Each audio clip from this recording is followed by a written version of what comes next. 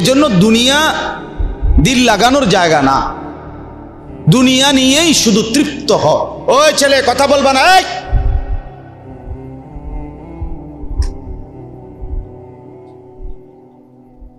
তুমি তো বর্ষ ধরেই কথা বলতেছো বেটা।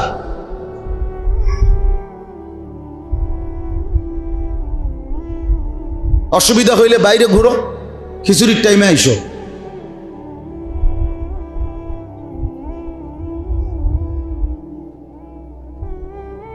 সোজা হিসাব, আজ নওজোয়ান কষ্ট করেই ফেরাইতে হবে, হাল ছেড়ে দিলে হবে না। হাল ছেড়ে দিছি আমরা সবাই, হাল হইতো না হুজুর, সমাজের অবস্থা খুব খারাপ, অনার আর সম্ভব। আশ্চর্য, এটা কি ওয়াহি আসছে? এটা কি ওয়াহি আসছে? জিব্রাইল বলে গেছে যে আর সম্ভব না? কথা বলেন না, এরা আমাদের সন্তান, এদেরকে বদলাবে কে? তাইলে জিব্রাইল। তাইলে হাল ছেড়ে দিব কেন? আমরা হাল ছেড়ে দিছি। চোখের সামনে আপন ছেলে নামাজ পড়ে না, বাবা মা হাল ছেড়ে দিস। আর কি করুন? মেয়ে পর্দা করে না, আমি কি করুন? হুজুর বাপ হইলে ওই সিয়ারি, আমি কি করুন? আমার কি করার আছে? যখন যা চাইছে হুজুর সব দিছি, অন নামাজ পড়ে না, আমি কি করতে? বাহ, হাল ছেড়ে দিছেন না রে বাপ। নূহ আলাইহিস সালাম 950 বছর পরে যখন আল্লাহ তাআলা ওনাকে 950 বছর, কিন্তু 950 টাকাকে বলে না। 950 টাকা আর 950 বছর এক কথা? 950 টাকা মানে তো 50 টাকা কম 1000, কিন্তু 950 বছর আপনার আমার বাপ দাদা 14 গোষ্ঠীর কয়জনের হায়াত একত্র করে লইব? একজন মানুষ, তিনি নবী, 950 বছর একটানা মানুষকে আল্লাহর দিকে ডাকছেন। এরপরেও যেদিন নৌকা ছেড়ে দিবে, তুফান চলে উঠছে, পানি উঠে গেছে, পানি দেখা যাচ্ছে, তুফানের বন্যার পানি, আল্লাহর গজবের পানি, তখনও কোরআনে আছে হযরত নূহ আলাইহিস সালাম তার ছেলেটাকে টানাটানি করছে। কেনান, যে ছেলেটা তখনও ঈমান আনে নাই, তারে বলছে ইয়া বুনাইয়ার কাম মা'ানা, হে আমার সন্তান, বাপ আয় না, ঈমান এনে নৌকায় উঠে আয়। বাপ, পানি দেখা যাচ্ছে, ওয়াফারাত তান্নূর, চুলার ভেতর থেকে পানি বের হয়ে গেছে, পানি দেখা যায়, বাবা আয় না। ছেলেটা বলছে না আব্বা, সাআবি ইলা জাবালিন ইয়াসিমুনি মিনাল মা, আপনি যান, আমি আপনার খোদার তুফান আসলে, পানি আসলে আমি উঁচা পাহাড়ের উপরে আশ্রয় নেব। ইয়াসিমুনি মিনাল মা, ওই পাহাড় আমাকে আপনার খোদার পানি থেকে বাঁচায় দিবে। দেখেন নূহ আলাইহিস সালাম তখনও রাগ হয় নাই। আরে কয় কি রে ডাকায়, কার লগেরে তুই কইলি কথাটা? আল্লাহর সাথে কথা বোঝেন নাই না? এটা বলে নাই, বলছে লা আসিমাল ইয়াউমা মিন আমরিল্লাহ। আবারও বলছে বাপ দেখ, ভুল করিস না বাপ, বিশ্বাস কর, আজকে আল্লাহর হাত থেকে কেউ বাঁচাইতে পারবে না রে বাপ, কেউ বাঁচাইতে পারবে। এইভাবে আবার বলছে, কোরআনুল কারীমের সূরা হুদের মধ্যে আছে। এরপরে নূহ আলাইহিস সালাম ছেলেটার হাত ধরে ফেলছে, ধরে বলছে বাপ আয় না, কালেমাটা শুধু উচ্চারণ কর, আমি নৌকায় তুলে নেই, তুই বেঁচে যাবি। ছেলের টানাটানি করতেছে, বাবার হাত থেকে ছিঁড়ে ফেলবে, ছুটে যাবে। সে বলছে আমি যাব না, কালেমা পড়বো না, ঈমান আনবো না। বাবা বলে আয় না। এই টানাটানির ভিতরে আল্লাহর কোরআনে আল্লাহ বলেন ওয়াহালা বাইনাহুমাল মাউজ ফাকানা মিনাল মুগরাকিন, একটা ঢেউ আসছে, এক ঢেউয়ের এক আঘাতে ঢেউয়ের বাড়ির লগে বাপ আর পুত্রের হাত চিরতরে খুলে গেছে, ছুটে গেছে। ফাকানা মিনাল মুগরাকিন, আল্লাহ বলে ছেলেটা তখন ডুবে গেছে। তখনও এবার শুনেন, আর তো ছেলে নাই, ছেলে তো ডুবে যায়, হাত থেকেও ছুটে গেছে, পানি ঢেউ তাকে ভিতরে ঢুকে এলাইছে। এবারও নূহ আলাইহিস সালাম বাবা এইবার আবার আল্লাহর কাছে দুই হাত তুলছে, ইন্না ইবনি মিন আহলি রব্বি ইন্না ইবনি মিন আহলি। আল্লাহ, এটা আমার ছেলে, আমার পরিবার, আমার বংশ, আমার রক্ত, এটা আমার আহাল। ওয়া ইন্না ওয়াদাকাল হক, আপনার ওয়াদাই সত্য মাওলা, আপনারই ফয়সালা। ওয়া আনতা আহকামুল হাকিমিন, আপনি হচ্ছেন শ্রেষ্ঠ ফয়সালাকারী। হায়াত দিবেন না মৃত্যু দিবেন আপনি জানেন, আমার কোনো হাত নাই। তবে আল্লাহ শুধু এদ্দুর, আমার তো কলজাটা মানতেছে না মাওলা, এটা আমার যে ছেলে।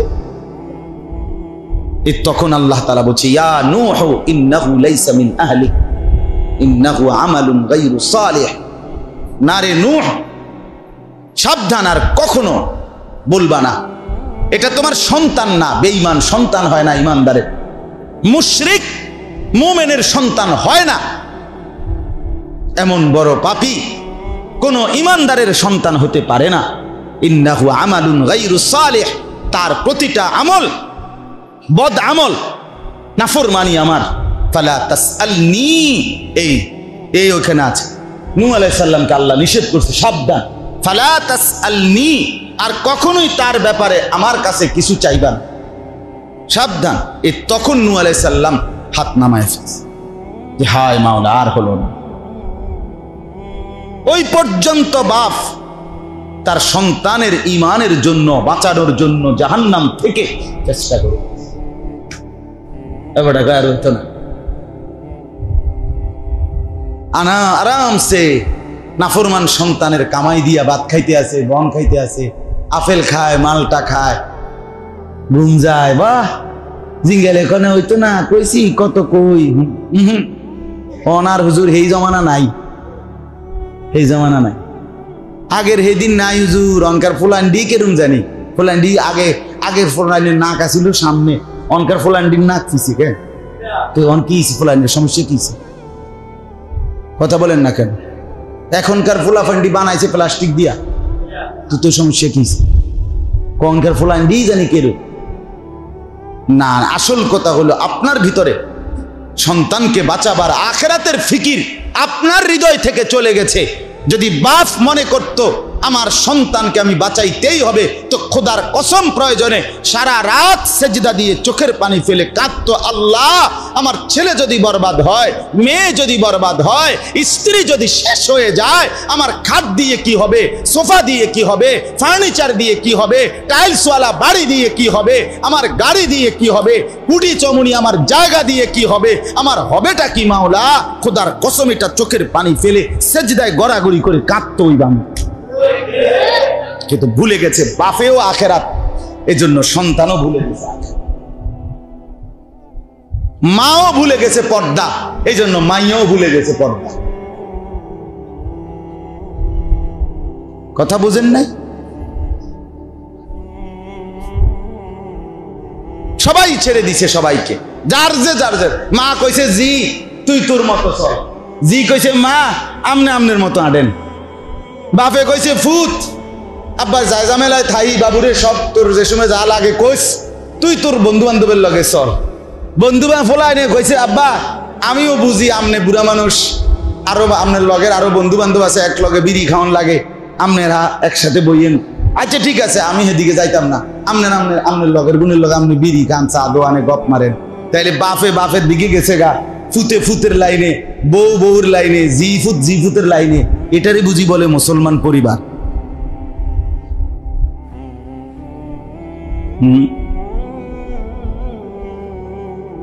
হাদিসের মধ্যে আছে হযরত ওমর রাদিয়াল্লাহু তাআলা আনহু, সাইয়্যিদুনা ওমর মধ্যরাতে মানে মাঝরাতে তাহাজ্জুদের নামাজের জন্য উঠতেন। উঠার পরে কিছুক্ষণ নিজে তাহাজ্জুদ পড়তেন, পড়ার পরে রাত্রির যখন আর এক ভাগ বাকি, খোদার কসম হাদিস, হযরত ওমর রাদিয়াল্লাহু তাআলা আনহু আইকাযা আহলাহু,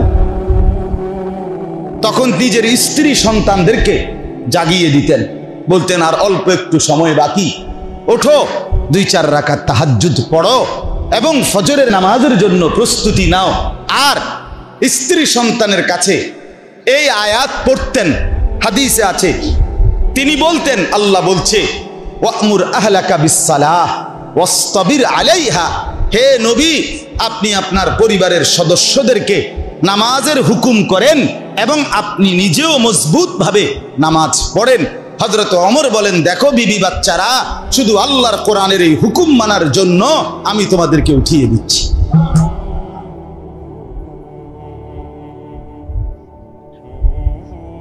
এটা আমল, এটা মুমিনের আমল, মুসলমানের ডিউটি,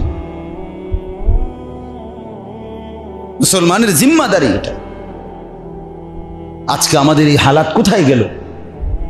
কেন আমরা ভুলে গেলাম? কেন আমরা ভুলে গেলাম?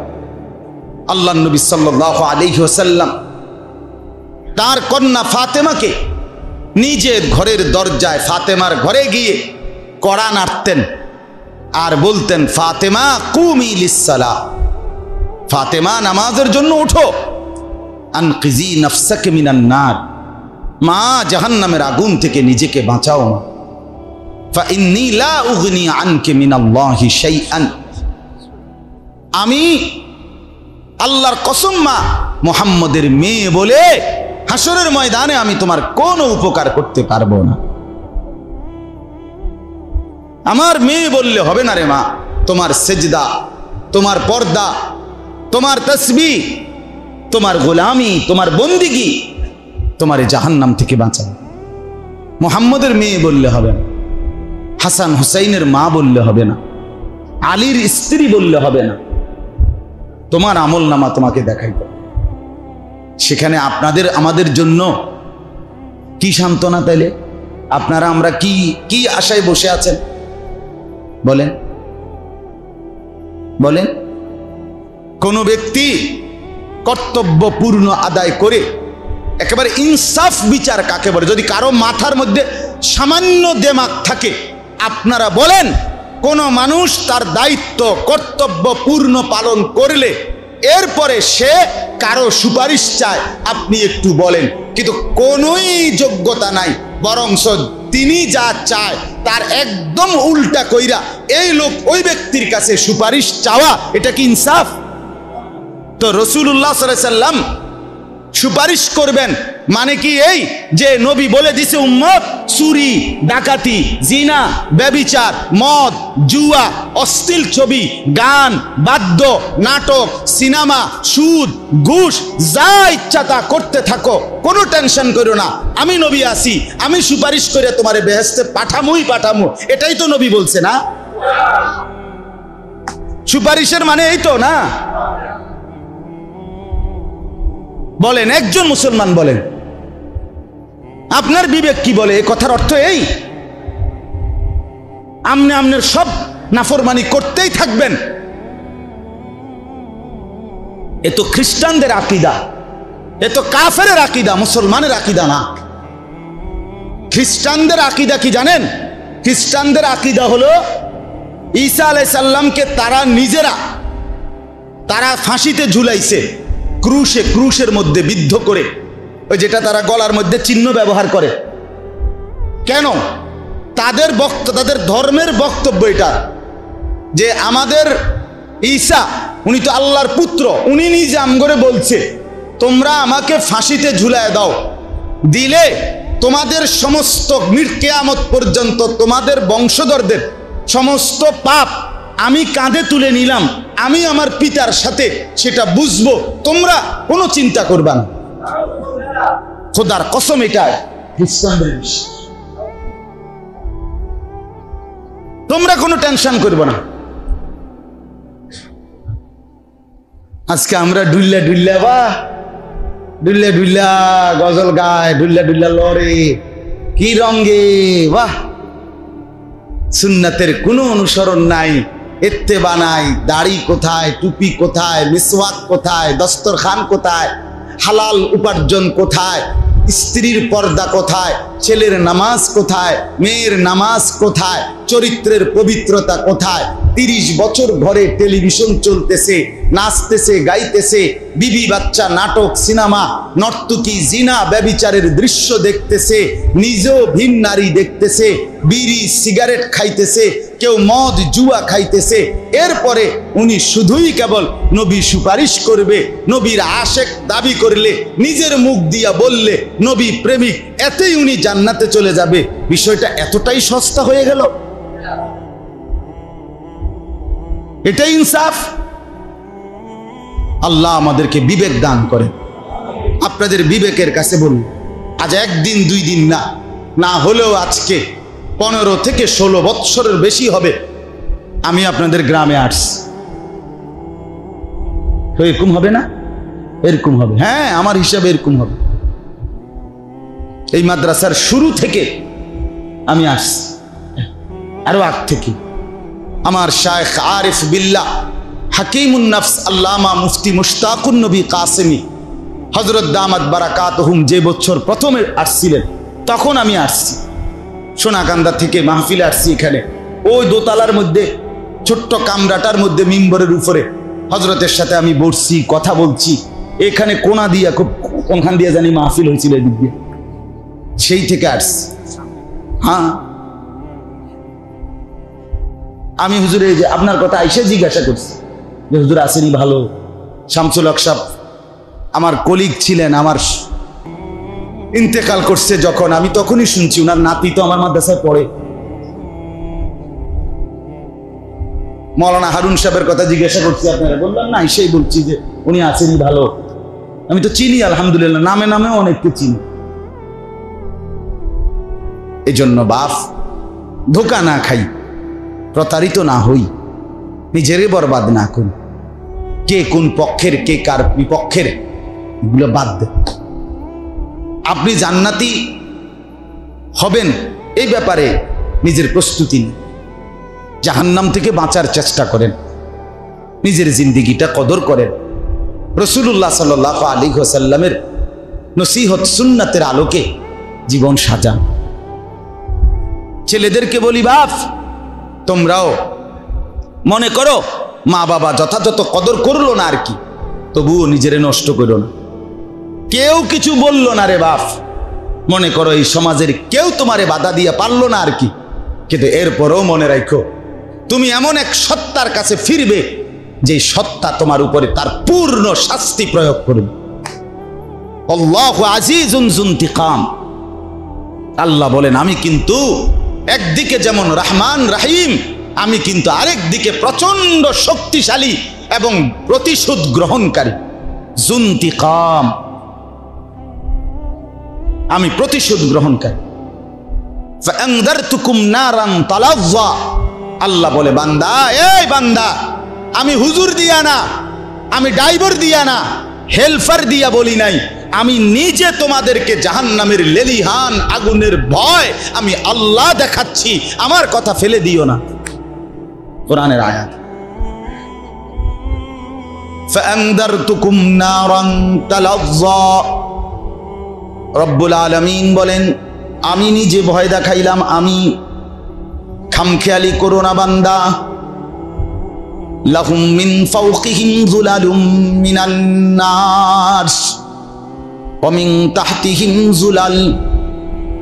রব্বুল আলামিন বলেন বান্দা তুমি নাফরমানি করলে যেই জাহান্নামে ঢুকানো হবে, সেই জাহান্নামের আগুন কেমন হবে বান্দা, আমি আল্লাহ তোমাকে বলছি শোনো। আল্লাহ নিজে বলে বান্দা ইন্না লিল্লাহি ওয়া ইন্না ইলাইহি রাজিউন, লা হাওলা ওয়ালা কুওয়াতা ইল্লা বিল্লাহ। আল্লাহুম্মা সাল্লি আলা মুহাম্মাদিন নবিয়্যিল উম্মি ওয়া আলিহি ওয়া সাল্লিম তাসলিমা, লা হাওলা ওয়ালা। বলেন আলহামদুলিল্লাহ। তো আল্লাহ তাআলা বলেন নাফরমান বান্দাকে যখন জাহান্নামে ঢুকানো হবে কেমন হবে আগুন, আল্লাহ তাআলা নিজে বলতেছেন লাহুম মিন ফাওকিহিম যুলাল। ওই নাফরমানের মাথার উপরে আগুন, মেঘের চাকা যেরকম সাদা সাদা চাকা থাকে, বরফের চাকা বড়, এরকম মেঘের আবরণ যেভাবে, আল্লাহ বলেন নাফরমান পাপীর মাথার উপরে আগুনের আবরণ এভাবে দেওয়া হবে। অমিন তাহতিহিম যুলাল, সাথে সাথে পায়ের নিচেও জাহান্নামের আগুন এভাবে মেঘের চাকার মতো, বরফের চাকার মতো আবরণ দেওয়া হবে। এই দুই আগুনের মাঝখানে জাহান্নামী নাফরমানকে ঢুকানো। বলেন আপনার আমার হালাত কি হবে? আমরা হাদিসে পড়ছি, রাসূলুল্লাহ সাল্লাল্লাহু আলাইহি ওয়াসাল্লাম বলেন, জাহান্নামের সবচেয়ে হালকা, সবচেয়ে সামান্য আযাব যে ভোগ করবে, সবচেয়ে হালকা আযাব, সেটা হলো সবচেয়ে কম আযাব যাকে দেওয়া হবে তাকে একটা শুধু কেবল পায়ের তালুতে একটা আগুনের জুতা অথবা জুতার স্যান্ডেলের ফিতা, এতটুকুই শুধু কেবল আগুনে পড়ানো হবে আগুনের, আর পুরা দেহে আগুন জ্বলবে না, শুধু এতটুকু। আল্লাহ রাসূল সাল্লাল্লাহু আলাইহি ওয়াসাল্লাম বলেন, আল্লাহর কসম উম্মত, ওই পায়ের তলার সেই জুতাটা আগুনের অথবা ফিতাটার আগুনের গরমে ওই জাহান্নামীর মাথার মগজ টকবক করে ফুটতে থাকে। আর সে মনে মনে ভাববে, নবীজি বলেন যে এই জাহান্নামের সবচেয়ে বেশি আসাদ্দু, মানে সবচেয়ে বেশি আযাব তাকে দেওয়া হচ্ছে, অথচ এটা হলো সবচেয়ে হালকা আযাব। আল্লাহ আমাকে মাফ করে দেন। অতএব বাপ, এতগুলো কথা বলার অর্থ হলো ঘুরে ফিরে মূল বক্তব্য এক নম্বর এটাই বুঝানো। কথা শুরু করছিলাম আমি, মনোযোগ, আন্তরিকতা, আগ্রহ, আল্লাহর কথা শুনবার প্রতি দিলের আগ্রহ থাকা চাই। দুই নম্বরে বলছি, দিন মানার ক্ষেত্রে আপনি আপনার জীবনের সবটুকু দিয়া হাক্কা জিহাদি, আপনি চেষ্টা করবেন, শুধু চেষ্টা না, জীবনের সবচেয়ে বেশি চেষ্টা যে বিষয়ে ব্যয় করবেন সেটা হলো দিন মানার ব্যাপারে, দিন মানানোর ব্যাপারে। অর্থাৎ নিজে দিন মানার জন্য এবং পরিবারের সদস্যদেরকে দিন মানানোর জন্য জীবনের সবচেয়ে বেশি পরিশ্রম, কষ্ট, মেহনত, ফিকির, চেষ্টা ব্যয় করা, এটা মুমিনের পরিচয়, এটা মুমিনের সিফাত। আমরা অনেক সময় দুনিয়ার ব্যাপারে বলি না যে হুজুর আল্লাহ কইতে পারবো এই বিল্ডিং খান করতে গিয়ে আমি কত কষ্ট করছি, বলি কি না বলেন? এই জমি খান দলিল করতে, টাকাগুলো ব্যবস্থা করতে হুজুর আমার বুকটা মাটির লগে লাগিয়া গেছে, আমি জানি কত কষ্ট করছি। তার মানে নিজের খুব কষ্টের কথা নিজে স্মরণ করে, ঠিক কিনা বলেন? কিন্তু সেটা তো জমির ব্যাপারে বললেন। বিল্ডিং আমি একদিন দেখছি, এক ভদ্রলোক আমাদের ক্যান্টনমেন্ট এলাকার, আহারে বেচারা বয়স্ক মানুষ, আপনাদের থেকেও বেশি হবে বয়স্ক মানুষ, সারাদিন আপনার বিল্ডিং করেন, রাজমিস্ত্রিরা যে ইট গাইতে যায়, পরের দিন ফজর পইরা উনি সালামটা ফিরাইয়াই দেখি, প্রায় দিন দেখছি, এই দুইটা বালতির মধ্যে কইরা আলগিরিয়া বেটা বাঁকা হইয়া যাইতেছে বুড়া মানুষ, এরপরও দুইটা বালতি আলগাইয়া পানি ওই পুকুর বা খালের থেকে লইয়া এই বিল্ডিং এর ওয়ালডির মধ্যে দিতেছে। এই লোক আগামী আরো 100 বছর বাঁচবে, এই জন্যই তো করতেছে না। কার জন্য? সন্তানাদির জন্য। তার ফিকির সন্তানাদি তো আরামে থাকবে, বিল্ডিংটা মজবুত হবে। তাহলে যে মানুষটা 70 বছর বয়সেও সন্তানের আরামের জন্য এত বড় ত্যাগ স্বীকার করছে, সেই মানুষটা যখন চোখের সামনে দেখবে সন্তান জাহান্নামের আগুনে জ্বলতেছে, কেমনে সহ্য করবে? বলেন, কেমনে সহ্য করবে? আল্লাহ আমাদেরকে বুঝ দান করে। এজন্য যার বিবেক, আমি আগেই বলে নিছি, আল্লাহ কোরআনুল কারীমে বলছে কালিলাম মা তাশকুরুন, আল্লাহর কৃতজ্ঞতা আদায় করে অল্প। কালিলাম মা তাযাক্কারুন, আল্লাহ কোরআনে বলছে উপদেশ গ্রহণ করে অল্প। আল্লাহর কথা শুনে কম, নাফরমানি করে বেশি। ওয়ালা তাজিদু আকসারাহুম শাকিরিন, অধিকাংশই অকৃতজ্ঞ। এই জন্য অল্প কিছুর মধ্যে আপনি থাকেন, নিজে নিজে নিয়ত করেন 10-এর যে গতি আমার সেই গতি, এটি বলবেন না। গ্যারাম পুরা গ্যারাম এই লাইনে এইদিকে আমি আর একজনে কি করবো? না না মিয়া, পুরা বাসের যদি 50 জন যাত্রীও অ্যাক্সিডেন্ট করে মরে যায় আর ওই একজন ব্যক্তি যদি বুঝে আমি বাঁচতে পারবো, তাইলে সে কি বলে যে না 50 জন যেহেতু মরে গেছে, আমি আর একজন বাচ্চা কি লাভ, আমিও মরে যাই। এই তো কথা। সে একা হলেও কি করে? তাইলে আপনি বাঁচার চেষ্টা করবেন না? আপনি চেষ্টা করবেন না? এখন কি করবো হুজুর, যুগে খারাপ, সময়ে খারাপ, অনকার এলাকায় খারাপ। না না না, এই সমস্ত ফাজিলি কথা, এই সমস্ত বাজে কথা বলে কোনো লাভ নাই। এখন সময় খারাপ না, সময় আগের মতোই। এখনো 7 দিনে সপ্তাহ হয়, আগেও 7 দিনেই কি হইতো? এখনো 12 মাসে বছর হয়, এখনো 12 মাসেই কি হয়? বছর হয়। অতএব সময় কিচ্ছু হয় নাই, সময় বদলায় নাই, জামানা বদলায় নাই, যুগ বদলায় নাই। আপনার আমার খাদ্যত বদলাইছে। আপনি আগের থেকে বেশি খারাপ হয়ে গেছেন, সেটা বলে। দুনিয়ার লোভ বেড়ে গেছে, সম্পদের লোভ বেড়ে গেছে, চরিত্রহীনতা বেড়ে গেছে। বুড়ো বয়সেও আপনার টেলিভিশনের মধ্যে নর্তকী দেখা, নাচ গান দেখা, এই শরম আপনার আসে নাই। আপনি এত বড় বেহায়া কেমনে হইলেন? আপনি কি লেগে জমানারে দোষ দেন? কথা বলেন না কেন? হ্যাঁ, অভ্যাস খারাপ আমনেরে না, সময়ে কি কামড়াইছে আমনেরে? আমনেরে যুগে কামড়াইছে কোথায়? তখন কি দুপুরে সন্ধ্যা হয়ে যায় নাকি? কত সময় কিছে? কথা বলেন না। কি 3টা বাজে মাগরিবের আযান দেয়? তো অসুবিধা কি জানেন? লা তাসুব্বুদ দাহর। আল্লাহর নবী সাল্লাল্লাহু আলাইহি ওয়াসাল্লাম বলেন, তোমরা সময়কে গালি দিও না। সময় আল্লাহ পর বদলায়। আল্লাহ বলেন, সময় আমার হাতে। ইউকাল্লিবুল্লাহুল লাইলা ওয়ান নাহার। আল্লাহ তাআলা রাত্র দিন বদলায়। এজন্য আজকে এই কথাগুলোর পরে এবার আমি শুধু আপনাদেরকে 6টা আমলের কথা বলবো, অল্প কথায়। এই 6টা আমল শুধু আপনাদের কাছে শোনাবো, এরপরে আমার কথা শেষ। 6টা আমল হলো এই।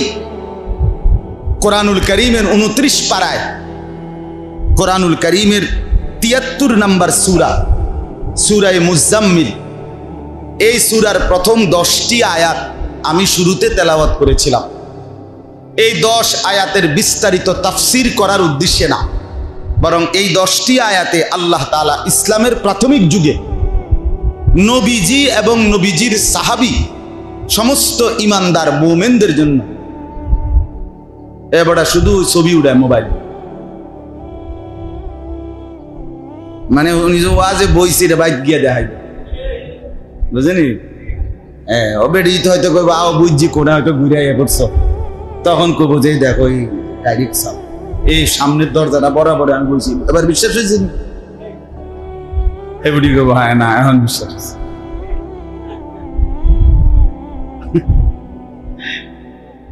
অনেক ছেলে পেলে আছে না, হুজুরের লগে একটা ছবি উঠাইবে, মানে হাসরের ময়দানে ফেরেস্তা যদি জিঙ্গা, ফেরেস্তা দেখো কাজলাই মনে হইল না, মোবাইল দিয়ে একেবারে সব আকাম করছি এমনও না, বালা বালা হুজুরের লগে কি উঠাইছি, সেলফি উঠাইছি। তখন ফেরেস্তা কি বলবো জানেননি?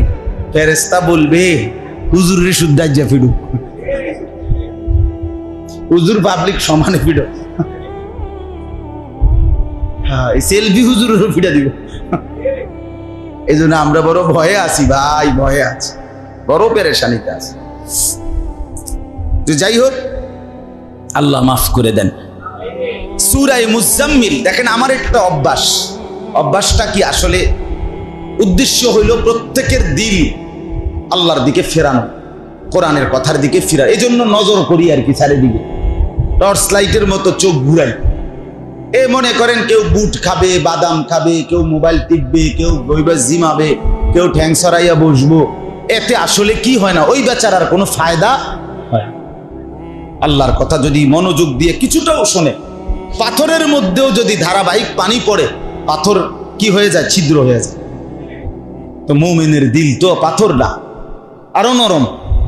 মুমিনের দিল বদলাবে না কেন? চেষ্টা করতেই হবে, হতাশ হলে হবে না। আমি হতাশ না, আমি নার্ভাস হই না, কখনোই হই। নতুন উদ্যমে বারবার বলতে থাকি, বারবার বলতে থাকি। ছেলেদের জন্য বলি, যুবকদের জন্য বলি, দিবানিশি বলি, দিবানিশি বলি। আমাদের এই ছেলেরা মুসলমানের ছেলে, এদের মা মুসলমান, এদের বাবা মুসলমান। বাবা এরা ছোটবেলায় জন্মের পরে এদের কানে গান শোনায় নাই, আজান শোনাইছে। আজ মোবাইল এদেরকে ভুলায় দিছে। আজ এক নর্তকী তাদেরকে ভুলায় দিছে, আজ খেলোয়াড় ভুলায় দিছে, আজ সিনেমার নায়ক ভুলায় দিছে, আজ রাস্তার মেয়ে বেপর্দা নারী তাকে আখিরাত ভুলায় দিছে। হতে পারে ধুয়ে মুছে একটু সাফ করে দিলে, মনে করাই দিলে, চেষ্টা করলে, আল্লাহর দয়া হলে এখান থেকেও একদিন জোনায়েদ বাগদাদি হতে পারে। এইমাত্র মাওলানা মারুফ ভাই বললেন আজীব কথা, আজ থেকে সেই কত বছর আগে শুরু করলেন, এখন মহল্লার প্রায় 100-র মতো ছাত্র মাদ্রাসায় পড়ে, আলেমে দ্বীন হয়েছে অনেক ছেলে, শহরের বন্দরে পড়ালেখা করে। তাইলে আজ থেকে 10 বছর আগে, 15 বছর আগে তখন কেউ ভাবে নাই, এখন সেই ভাবনা বাস্তবায়ন হচ্ছে। 30 বছর পরে দেখা যাবে মহল্লার অনেক ছেলে আলেমে দ্বীন হয়ে গেছে। হতাশ হইতে নাই, একজন একজন করেই হোক, দুইজন করেই হোক, অল্প অল্প করেই হোক। যে সমস্ত ইমাম সাহেবরা আছেন আপনাদের কাছেও বল, হতাশ হবেন, হতাশ হবে। হুজুর বিশ্বাস করেন, আমি যেই মহল্লাতে ইমামতি করি এখানকার 12 কুতুব, আমি আল্লাহর জমিনে যত জায়গায় এই পর্যন্ত গেছি, আমার এই ছোট্ট জীবন সব জায়গার মানুষে কইছে হুজুর এখানে 12 কুতুব, 13 কুতুব কোরআন দিচ্ছে, আর 11 কুতুবও শুনি নাই, সবখানে 12 জন করে। তার মানে প্রত্যেক জায়গায় শয়তান বান্দরা মানুষ, ফাসাদ করা, ফিতনাবাজ এবং ঝগড়াটে, ষড়যন্ত্রকারী, বিদ্বেষকারী, হিংসুক আল্লাহর জমিনের সর্বত্র আছে। কথা বুঝেন না? এখন এমন কোন এলাকা বাংলাদেশে যে ইউনিয়ন, যে হুজুর এই ইউনিয়নের এই মাথার থেকে হে মাথা পর্যন্ত সবাই আব্দুল কাদের জিলানির ঘরের লোক, এটা কোনটা এলাকাটা? তাহলে 12 কুতুব নাই কোনা নেই, এটি কোনো কথা না, ঠিক কিনা বলে? আমার মেহনত করে যাওয়া, আমার চেষ্টা চালায়া যাওয়া, অব্যাহত চেষ্টায় একদিন আল্লাহর দয়া হবে, আল্লাহর মেহেরবানি হবে, আল্লাহ তৌফিক দান করেন। চলেন 6টা আমল ইসলামের প্রাথমিক যুগে, একবারে প্রথম দিকে কোরআন নাজিল যখন শুরু হয়, ওই সময়ের প্রথম 2, 3, 4 বার যখন কোরআন নাজিল হইতেছে, এই সময়ে এই সূরা নাজিল হয়েছে। এই সূরার মাধ্যমে আল্লাহ তাআলা প্রথম 10 আয়াতে নবীজি সাল্লাল্লাহু আলাইহি ওয়াসাল্লাম এবং সাহাবায়ে কেরামকে বলেছেন 6টি বিষয়ে, খেয়াল করেন কথাটা, 6টি বিষয়ে তোমরা অভ্যস্ত হও, তাহলে পুরা ইসলাম মানা, দিন মানা, আল্লাহর বিধান মানা, নেক আমল করা, গুনাহ ছেড়ে দেওয়া, এই বিষয়গুলোর যোগ্যতা অটোমেটিকলি আল্লাহর দয়ায় তোমাদের মধ্যে চলে আসে। কয়টি বিষয়ে অভ্যস্ত হও? 6টি। একজন সালেক, একজন আল্লাহর পথের প্রতীক, একজন জান্নাতের প্রত্যাশী, জাহান্নাম থেকে যে নিজেকে বাঁচাইতে চায়, আল্লাহকে রাজি খুশি করে যে মরতে চায়, সমস্ত শরীয়তের বিধান যে মানতে চায়, ইমানের 77 শাখা সবগুলো যে পালন করতে চায়, আল্লাহকে পুরা রাজি খুশি করতে চায়, আল্লাহ প্রথম দিকে ইসলামের শুরুতেই এই সূরা নাজিল করে বললেন, বন্ধু সবাইকে নিয়ে বিশেষভাবে 6টি বিষয়ে অভ্যস্ত হন। এই 6 বিষয়ে যদি অভ্যস্ত হন, তাইলে আশা করা যায় ইনশাআল্লাহ পুরা ইসলাম আমল করা, মানা, আদেশগুলো পালন করা, নিষেধগুলো ছেড়ে দেওয়া আপনি এবং আপনার উম্মতের জন্য সহজ হয়ে যাবে। 1 নাম্বার হলো কিয়ামুল লাইল, কুমিল লাইলা ইল্লা কালিলা। 1 নম্বরে বন্ধু রাত্রি জাগার অভ্যাস করুন, তাহাজ্জুদের নামাজ। 1 নম্বরে কুমিল লাইলা ইল্লা কালিলা, সারা রাত বন্ধু ঘুমাবেন না, অল্প কিছুটা সময় ঘুমিয়ে কিছুটা সময় একান্তে রাত গভীরে শুধু কেবল আমি আর আপনি, আপনি আর আমি, বান্দা আর আল্লাহ, আল্লাহ আর বান্দা, এই নিবিড় সম্পর্ক কায়েম করেন। সুবহান। রাত গভীরে কিয়ামুল লাইল, তাহাজ্জুদ, গভীর রজনীর নামাজ, এটা 1 নম্বর। কোন মুসলমান যদি রাত্রি নিশীথের এই তাহাজ্জুদের নামাজে অভ্যস্ত হয়, খোদার কসম সমস্ত আমল করার প্রেরণা, সমস্ত গুনাহ ছাড়ার মতো হিম্মত খুদ আল্লাহ তাকে দান করে। তাহাজ্জুদ এত বড়, এটা একটা অ্যাটম শক্তি, হাই অ্যান্টিবায়োটিক, হাই অ্যান্টিবায়োটিক, কার্যকর একটি শক্তি তাহাজ্জুদের নামাজ। আল্লাহর নবী সাল্লাল্লাহু আলাইহি ওয়াসাল্লাম বলেন, আলাইকুম বিকিয়ামিল লাইল, আমার উম্মত সর্বদাই রাত্রি জাগা তাহাজ্জুদের নামাজকে মজবুত ভাবে ধরো। কেন? ফাইন্নাহু দাবুস সালিহিনা ক্বাবলাকুম, তোমাদের পূর্বে আদম থেকে যত নেককার লোক ছিল, সমস্ত নবী আউলিয়া আতকিয়া, সমস্ত নেক বান্দাদের চিরাচরিত অভ্যাস ছিল, সমস্ত নবী আউলিয়া তাহাজ্জুদ নামাজে অভ্যস্ত। 2, আহুয়া কুরবাতুন লাকুম ইলা রাব্বিকুম, এই তাহাজ্জুদ তোমাদেরকে তোমাদের রব আল্লাহর একদম ঘনিষ্ঠ বানিয়ে দেয়। 3, ওয়া মাগফিরাতুন লিস-সাইয়্যাত, তোমাদের সমস্ত গুনাহ এই তাহাজ্জুদ নামাজ মিটিয়ে দেয়, মোচন করে দেয়। 4, ওয়া মানহাতুন আনিল ইসমি, তোমাদেরকে সমস্ত গুনাহ থেকে এই তাহাজ্জুদ নামাজ বিরত থাকতে সাহায্য করে। এই 1 নাম্বার আমল, রাত জাগা, রাত জাগা, রাত্রি জেগে তাহাজ্জুদের নামাজ পড়ো। কমপক্ষে যদি ঘুমের থেকে উঠা রাতের 3টা 3:30 যদি কোনোভাবে নাই পারেন, ঘুম যাওয়ার আগেই 4 রাকাত নামাজ পড়ো।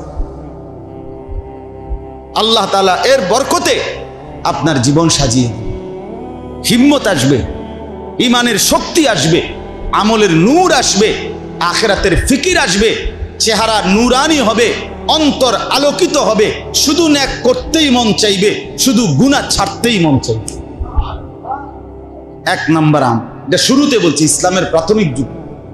তাফসীরের মধ্যে আছে সাহাবায়ে কেরাম সারা রাত, নবীজি সারা রাত নামাজে দাঁড়িয়ে থাকতো, সারা রাত পড়ে মজা পাইত। এই জন্য 1 নাম্বার, অনেক ব্যাখ্যা আছে, আমি শুধু সংক্ষেপে বললাম 1 নাম্বার আমল। 2 নাম্বার, ওয়ারাত্তিলিল কুরআন তারতিলা, বিশুদ্ধ স্পষ্টভাবে কোরআনুল কারীম তেলাওয়াত করা। 2 নাম্বার আমল কি বলেন? না না, কোরআন তেলাওয়াত না, বিশুদ্ধ কোরআন তেলাওয়াত। বলেন 2 নাম্বার আমল কি? আবার বলেন। শুধু কোরআন তেলাওয়াত করলে হইতো না। ওই দাদা কইছে বানতাম দান, বানতে আসি ও দাদান, ও দাদান বুঝেননি, মানে বিজা দান, বিজা শুকনা না আর কি, বিজা দান যদি বান্যায় মানে বাঁধে ঢেকির মধ্যে, তাহলে যতই কি করুক এটার বাইরাক সাইল বাইর হয় না। কেন? দান বিজা। এই জন্য আপনার কোরআন শরীফ অশুদ্ধ, এই অশুদ্ধ কোরআন দিয়া তেলাওয়াত দিয়া যতই দান বান্যান কাম হইত না। এটা একদম স্পষ্ট কথা। আপনি বলবেন ছোটবেলায় শিখি নাই, স্কুলে পড়ছি, কলেজে পড়ছি, অথবা পড়ি নাই, অহন বয়স হয়ে গেছে, মূর্খ সুরুক্ষ মানুষ, গ্রামে দিন আইনা দিন খাই, অথবা এরকম বিভিন্ন কথা, কোনো কথা বলেই লাভ হবে না। আপনার যার বয়স যত, কোরআন শরীফ শেখার হুকুম থেকে সে মুক্ত হওয়ার কোনো সুযোগ কোরআন এবং হাদিসের মধ্যে নাই। আমার কথা বোঝেন নাই? 90 বছর যার বয়স, আপনি বলেন, মাহরুফ ভাই বলেন, ওই চাচার জন্য অশুদ্ধ কোরআন শরীফ শিখার ব্যাপারে শুদ্ধ করার দায়িত্ব আর নাই, যেহেতু বয়স 90 হয়ে গেছে, এমন কোন শরীয়তের বিধান আছে কিনা? নাই। শিখতে হবে ওনাকেও। না না না, ছাড় ছাড় ছাড় আসিনি, হেঁটে জিগাইছি যে না, আপনার যেহেতু বয়স হয়ে গেছে বাবুরে, আপনি অন যে হওয়াদের আছেন এমনি চালাইতে থাকেন। না না, এমন কোন হুকুম। বরঞ্চ এই চাচা বেশি কষ্ট পাবে। কেন? 40 বছর আপনি মসজিদে নামাজ পড়েন, 40 বছর ধরে আপনি দেখতেছেন ইমাম সাহেবের পড়া, অথচ আপনার মনে একবারও আসলো না কিরে আমার পড়া তো হুজুরের মতো না, শিখবার চেষ্টাও করলেন না, আপনি বেশি কষ্ট পাবেন। মনে রাখেন, বয়সকালে নেকি বাড়লে লাভবান, বয়সকালে গুনাহ বাড়লে ক্ষতিগ্রস্ত। যার বয়স বেশি তার ভয়ও বেশি, কারণ ন্যাকামল থাকলে বেশি ন্যাকামল তাকে উঁচা জান্নাতে নিবে, আবার বয়স বেশির পরে গুনাহও যদি বেশি হয় শাস্তির মাত্রাও বেশি হবে। এজন্য দয়া করে প্রত্যেকেই 2 নাম্বার আমল হলো বিশুদ্ধ কোরআন তেলাওয়াত। চতুর্দিকে মাদ্রাসা আছে, মসজিদে ইমাম আছে, মুয়াজ্জিন আছে, নুরানি মাদ্রাসা আছে, হাফিজি মাদ্রাসা আছে, প্রতি মাদ্রাসায় গড়ে 3 জন 4 জন করে ছাত্র আছে, মাদ্রাসার আর ওস্তাদ আছে, মাদ্রাসার মধ্যে কোরআন শরীফ শুদ্ধ পড়ুন্না ছাত্র আছে। এত মানুষ আমনের চারিদিকে থাকার পরেও আমনে কোরআন শরীফ শিখতে পারলেন না, আল্লাহ বুঝি নাই, বয়স পাই নাই, এইভাবে খেয়াল করি নাই, এই সমস্ত কথা বলে হাসরের ময়দানে বাঁচতে পারবেন। তাহলে 2 নাম্বার কি বলেন? 3 নাম্বার আল্লাহ তাআলার জিকির, সর্বদাই আল্লাহর জিকির করা। ওয়াদকুর ইসমা রব্বিক।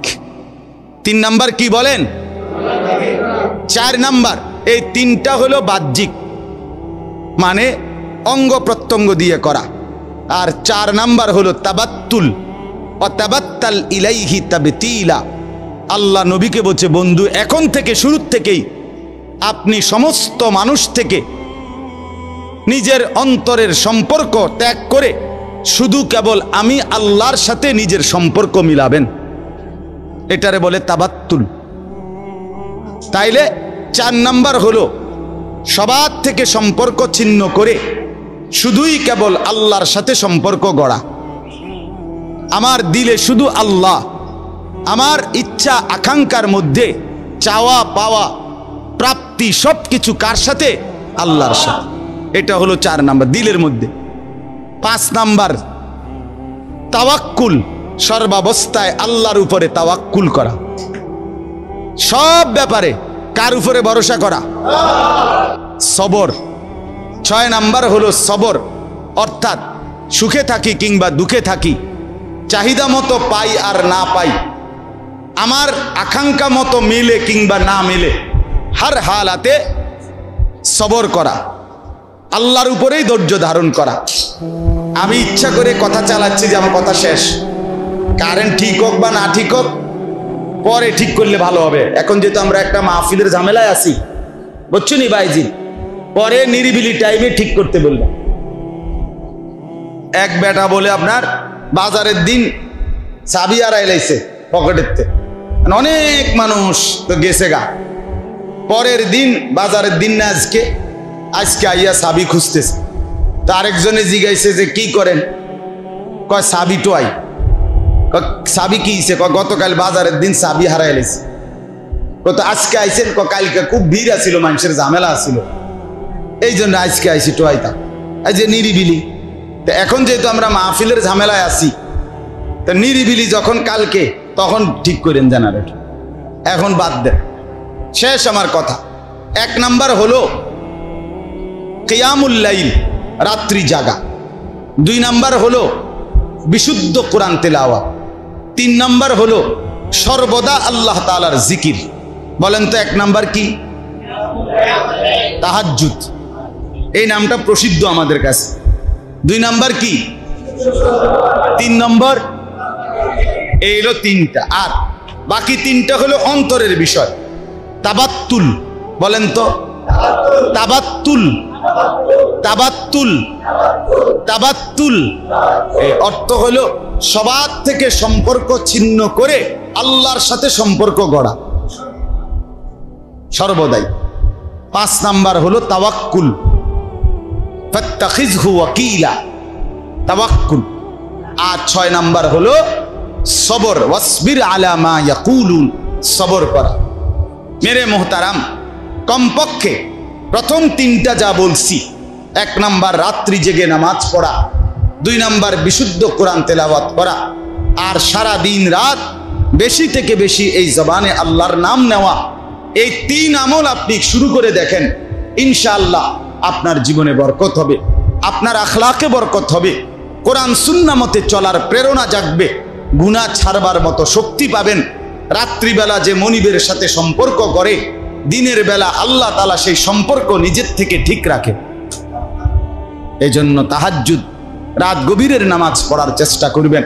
আজকে এই লম্বা কথাগুলো যা বলা হলো, এই কথার মধ্যে আপনাদের জন্য আমার প্রথম কথা ছিল এই যে প্রত্যেকেই আল্লাহর কথা শুনবার ক্ষেত্রে মনোযোগী হবেন। ঠিক আছে না ইনশাআল্লাহ? 2 নাম্বার, প্রত্যেকে নিজের স্ত্রী সন্তান ছেলে মেয়েকে নিয়ে নিজে সহ তাদের ঈমান আমল, নামাজ রোজা আখিরাতের ফিকির, এটাই প্রধান কাজ, প্রধান দায়িত্ব মনে করবেন। 3 নাম্বারে 6টি আমলের কথা বলছি, এর মধ্যে বিশেষ প্রথম 3টি, রাত্রি জেগে তাহাজ্জুদ পড়বেন, বেশি বেশি আল্লাহর কোরআন বিশুদ্ধ তেলাওয়াত করবেন, সর্বদা আল্লাহ তাআলার জিকির করবেন, অন্তর আল্লাহর সাথে মিলায়া রাখবেন এবং আল্লাহর উপরে ভরসা রাখবেন, সর্বাবস্থায় সবর করবেন। আল্লাহ তাআলা আমাদেরকে তৌফিক দান করেন। মেরে মোহতারাম, সর্বশেষ 2টা মিনিটে একটা জরুরি বিষয় হলো, আপনারা জানেন আপনাদের এই মাদ্রাসা সেই কতদিন থেকে কষ্ট করে সকলের সহযোগিতা নিয়েই এই পর্যন্ত আগায় আসছে। আলহামদুলিল্লাহ, মাদ্রাসায় ছাত্র উস্তাদ নিয়মিত আল্লাহর দয়ায় পড়ালেখা করতেছে।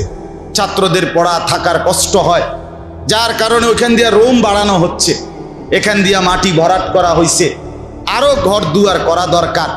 বিশেষ করে যেই রুমটা বাড়ানো হয়েছে, এই রুমটা জন্য আর্থিকভাবে ঋণ আছে মাদ্রাসা। তো আসলে আজকে এতদিন যাবত এই মাদ্রাসা আপনাদের এই আমি তো বহুবার এই মাদ্রাসায় আসছি, আপনারা সহযোগিতা করছেন। আজকেও আমার অনুরোধ, মাদ্রাসার এই কাজটুকু যেন সুন্দরভাবে হয়। মোহতারাম, সর্বশেষ 2টা মিনিটে একটা জরুরি বিষয় হলো, আপনারা জানেন আপনাদের এই মাদ্রাসা সেই কতদিন থেকে কষ্ট করে সকলের সহযোগিতা নিয়েই এই পর্যন্ত আগায় আসছে। আলহামদুলিল্লাহ, মাদ্রাসায় ছাত্র উস্তাদ নিয়মিত আল্লাহর দয়ায় পড়ালেখা করতেছে। ছাত্রদের পড়া থাকার কষ্ট হয়, যার কারণে ওইখান দিয়ে রুম বাড়ানো হচ্ছে, এখান দিয়ে মাটি ভরাট করা হয়েছে, আরো ঘর দুয়ার করা দরকার। বিশেষ করে যেই রুমটা বাড়ানো হয়েছে, এই রুমটা জন্য আর্থিকভাবে ঋণ আছে মাদ্রাসা। তো আসলে আজকে এতদিন যাবত এই মাদ্রাসা আপনাদের এই আমি তো বহুবার এই মাদ্রাসায় আসছি, আপনারা সহযোগিতা করছেন। আজকেও আমার অনুরোধ, মাদ্রাসার এই কাজটুকু যেন সুন্দরভাবে হয়। মোহতারাম, সর্বশেষ 2টা মিনিটে একটা জরুরি বিষয় হলো, আপনারা জানেন আপনাদের এই মাদ্রাসা সেই কতদিন থেকে কষ্ট করে সকলের সহযোগিতা নিয়েই এই পর্যন্ত আগায় আসছে। আলহামদুলিল্লাহ, মাদ্রাসায় ছাত্র উস্তাদ নিয়মিত আল্লাহর দয়ায় পড়ালেখা করতেছে। ছাত্রদের পড়া থাকার কষ্ট হয়, যার কারণে ওইখান দিয়ে রুম বাড়ানো হচ্ছে, এখান দিয়ে মাটি ভরাট করা হয়েছে, আরো ঘর দুয়ার করা দরকার। বিশেষ করে যেই রুমটা বাড়ানো হয়েছে, এই রুমটা জন্য আর্থিকভাবে ঋণ আছে মাদ্রাসা। তো আসলে আজকে এতদিন যাবত এই মাদ্রাসা আপনাদের এই আমি তো বহুবার এই মাদ্রাসায় আসছি, আপনারা সহযোগিতা করছেন। আজকেও আমার অনুরোধ, মাদ্রাসার এই কাজটুকু যেন সুন্দরভাবে হয়। এজন্য দুনিয়া দিল লাগানোর জায়গা না, দুনিয়া নিয়েই শুধু তৃপ্ত হয়। ওই ছেলে, কথা বলবা না,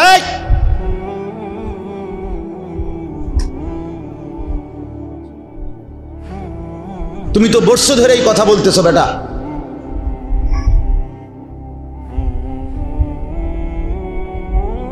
অসুবিধা হইলে বাইরে ঘুরো, খিচুড়ির টাইমে আইসো।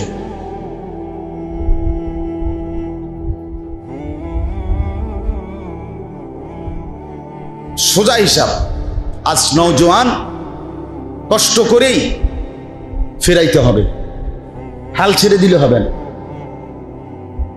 হাল ছেড়ে দিছি আমরা সবাই, হাল হইতো না। হুজুর, সমাজের অবস্থা খুব খারাপ, অনার আর সম্ভব। আশ্চর্য, এটা কি ওহী আসছে?